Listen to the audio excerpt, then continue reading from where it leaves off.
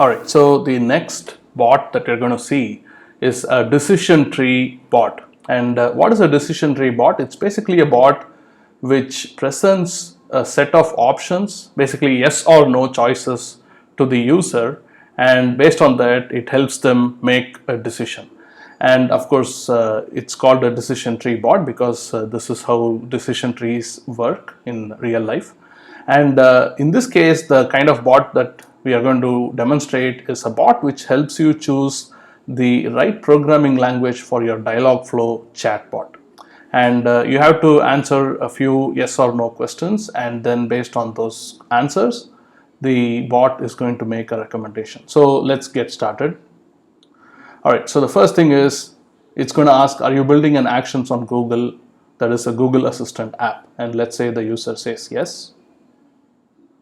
It says use Node.js since it has the best documentation for AOG bots. Now if we start over, it's starting back from the beginning, and now you can say, let's say the user says no.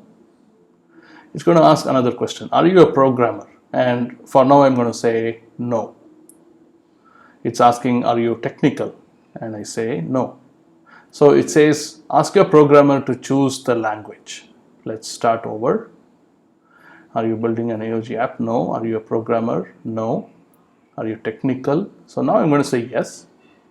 And then it asks, are you interested in learning the basics of programming so you can build your own bot? So let's say that I say yes. And it's going to suggest using Python as the programming language because it is easiest for non-programmers to learn. As a programming language, it's probably the easiest one for non-programmers to learn. And then you can start over, and then there are a few more options in the decision tree, and based on that it will make a few other recommendations. So this is what we are going to build for this particular chapter.